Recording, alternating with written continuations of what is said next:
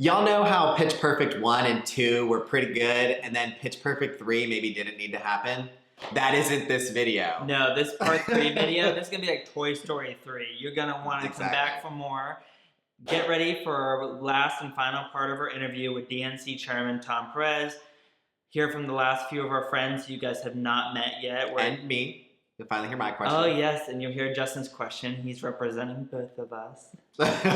Next up, you're going to hear from Omar, who is actually Daniel's roommate in New York City. And that is a fine house, let me just say. Oh, I told them, if we move to New York City and you guys need roommates, it's going to be us. That is one fine household. It was for selfish reasons. They're also very wonderful people. Omar, he is a licensed clinical social worker, and he works in a lot of different facets, but his main focus that he has done is intersection of race, queer identity, and mental health. And we met him through Instagram. I feel like just everybody knows everybody through Instagram. But honestly, having Omar there was just wonderful, because I think so often mental health discussions can kind of be swept under the rug, and they carry a little bit of a stigma, especially in Western culture, with them. And so it was great just to have him there to speak to, you know, the importance of mental health, and just to have such a wonderful human being who loves Buffy the Vampire Slayer. Ooh. He loves it. And he has a beautiful Dominican background. Yes. But yes, here is Omar. So as the occurrence of mass shootings increase, so do conversations about mental health. And part of the problem is that quality and affordable treatment is becoming harder and harder to access as funding sources dwindle. So I'm curious to know what this party's strategy is around supporting the agencies and the service providers who are on the front lines of direct service work. Sure. One of the terrible things we did as a nation was the whole movement of deinstitutionalization, which occurred decades ago. And deinstitutionalization, I mean, there are some people who were able to thrive outside of an institution. So deinstitutionalization itself could potentially have been a very good thing, but when you don't build a community-based mental health infrastructure, you have remarkable challenges. So for instance, when I led the Civil Rights Division, we spent a lot of time in Portland, Oregon. They had a number of shootings, something like 7 or 8 in 1 year alone in Portland, fatal shootings of individuals who were in mental health crisis. And the problem was the police didn't know how to handle it. And the bigger problem, and I have some sympathy for the police in that context, was that the only options they had were the county jail or the emergency room.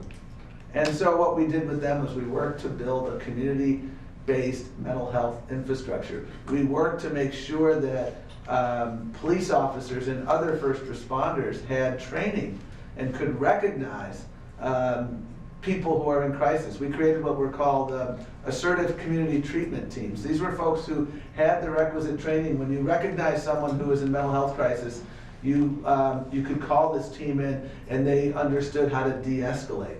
And they saved a lot of lives. We can do this. And the last observation I would make about this question, which is critically important, is that it is undeniable that there are many of these shootings involve shooters who have mental health issues. That is absolutely the case.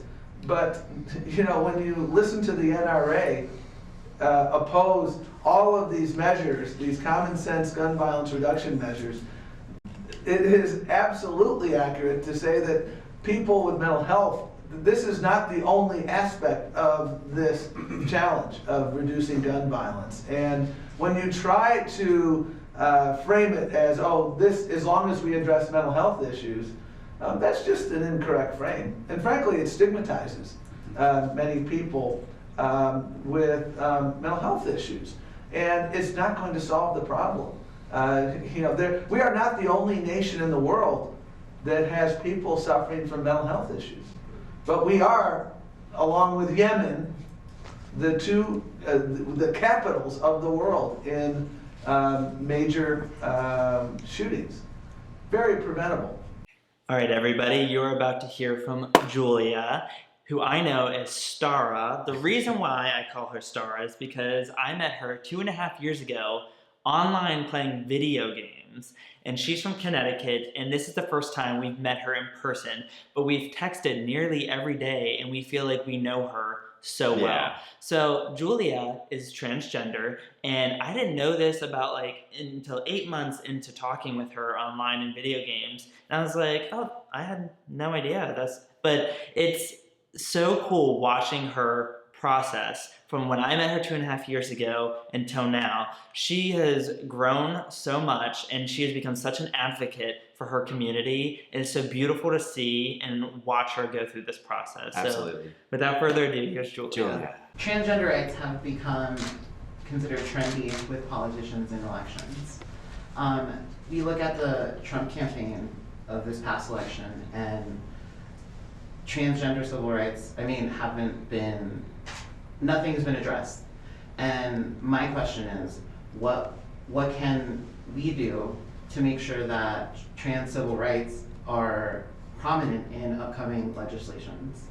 Well, you're asking that question of someone who had the privilege of leading the Civil Rights Division of the Justice Department. And civil rights is really, the civil rights laws I had the privilege of enforcing really reflect the moral compass of our nation. That's what it's about. My former boss, Eric Holder, used to call the Civil Rights Division the crown jewel. And those crown jewels weren't the employees, the crown jewels were the laws we enforced. And I was so proud to have spent time, for instance, in Anoka, Hennepin County, Minnesota, where we were working with LGBTQ students who were getting bullied. Schools should be the safest place in America. We've seen in Parkland that they're not. We've seen in the bullying context that they're not. And this was Michelle Bachmann. You may remember Michelle Bachmann, one of these far-right grenade launchers. And we reached a settlement in her district because it was so important for students to be able to go to school with dignity. I unfortunately was involved in all too many cases of hate crimes committed against transgender people, and that was unconscionable. And I worked for Senator Kennedy, and back in 1995 we introduced the first hate crimes law to address that. It took 14 years to pass that. The wheels of justice spin slowly, but I was so proud in 2009 to be at the White House when we finally saw that bill come to fruition. And I can't help but note what happened yesterday in the military. Discrimination is not a national security strategy, and it never should be. And if this president had simply followed the recommendations of people in the military, they understood that we didn't need to do this, that our transgender brothers and sisters are every bit as patriotic as everybody else and every bit as capable of serving. In my mind, this is no different than when we saw discrimination in the 1930s against African Americans. And it's unconscionable. And what we have to keep doing is keep fighting. And frankly, I'm going to come back to the same response to just about everything. What we need to do is win elections, because elections have consequences. We have a president in the White House who wants to divide our communities. We have a president in the White House who calls Mexicans rapists. We have a president in the White House who is so disrespectful to our LGBTQ communities. And we have a president in the White House who just, division is his currency. And that's why we've got to keep fighting, and we've got to keep winning elections, because that's how we take America back. All right, so I actually have the last question here. But so obviously social media has really changed the way us young people interact, the way we get information, how we share information. And I'm really curious about how you think the political landscape has changed because of social media, and also what can we do to kind of harness that moving into these upcoming elections? Well, it's changed in some ways absolutely for the better, and it's changed in some ways absolutely for the worse. I mean, you look at some of the hoaxes that have been perpetrated, some of the things that were being said about the sheriff in Broward County. Right. That was just, remarkably unconscionable. And that's not, we see that elsewhere. On the upside, though, we see the ability to organize and mobilize. I think President Obama, in his last speech that he gave, perhaps it was in Chicago, said, you can't just talk into the internet. You got to talk to real people. Right. Words to that effect. And he's right. That's why the mantra of the DNC from the moment I got here was rebuild, organize, modernize, and win. And we have engaged in some unprecedented organizing since I got here. We've taken the word off year out of our lexicon. I think the best way to change America is to build these authentic, permanent relationships with communities. Understand what is it that keeps people up at night. And yes, we can use social media to do that, but I still believe there's no substitute for house calls. There's no substitute for being there in the community. There's no substitute for really understanding the hopes, dreams, and fears of people. And it's old-fashioned organizing. That's what brought us the Civil Rights Act. That's what brought us the Medicare and Medicaid. That's what brought us the Stonewall movement. That's what brought us the suffragette movement in this country. It was good old-fashioned organizing. And so while social media is giving us additional tools to organize, we can't allow that to supplant that good old-fashioned organizing, because when we're out there talking to people and really fighting for people side by side, literally and virtually, not just virtually, I think we have a much better chance of taking back America. So I hearken back to Barack Obama, my former boss. Yes, let's get out there on the internet, but let's get out there on our shoe leather, and that's how we're going to win. And that's what we're doing around the world today, is marching for justice, marching for common sense. And I think we're making real progress. Thanks to you.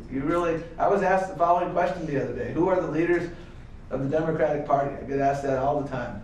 And I said, the leaders of the Democratic Party, my first part of my answer was, the leaders of the Democratic Party are the young people I see going across America, who, some of whom may not be registered Democrats, but we're working on that. But all of whom, you have an altruism that is perhaps unlike any generation in American history. And what we're trying to do is make sure that through our actions, and I judge a person by their actions. Talk is cheap.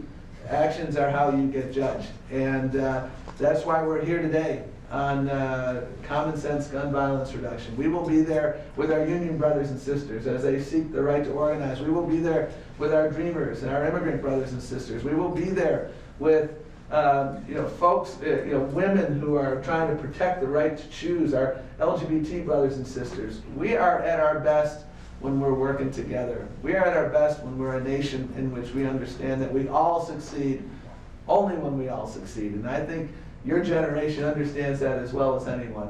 And that's what we're going to keep doing, is through our actions, demonstrate what we're fighting for. And when we demonstrate that, I think what we're fighting for commands the respect and support of the majority of the American people. And when we get out there and vote, that's how we can accomplish so much toward building an America in which we can all be proud of our president, we can all be proud of what we're fighting for, and we can all be proud of the fact that everybody gets a fair shake.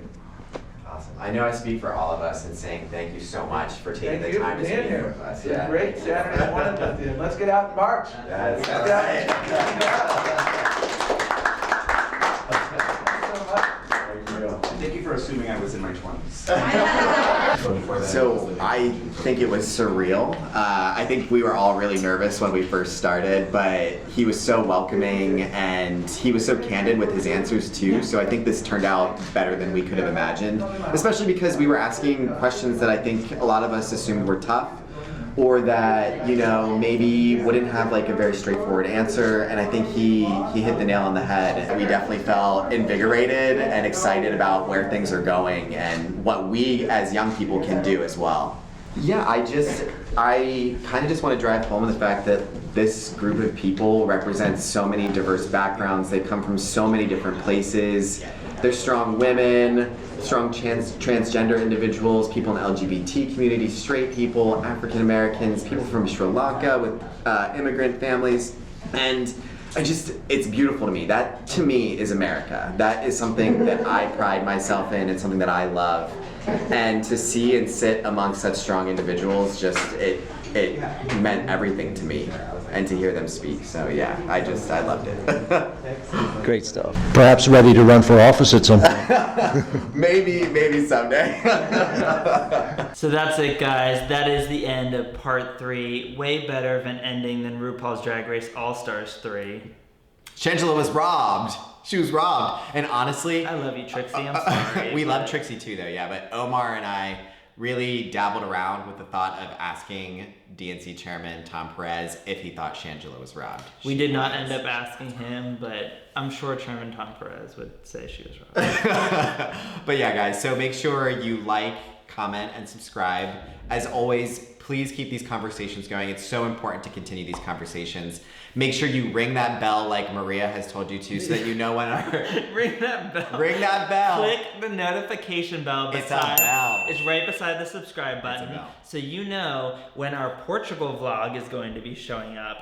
That is going to be amazing. It was a wonderful trip, and many amazing things have come since that trip. Exactly. So, and just as a final note, probably about once per month, we're going to try to have a politically focused video moving into the midterm elections. So you'll get more announcements on who we will be interviewing next, hopefully soon. It'll be next month in May, and we're just really excited to keep these conversations going. So anyway, guys, we will see you in the next video, which will be our Portugal vlog. Wherever you are in the world, have a wonderful day.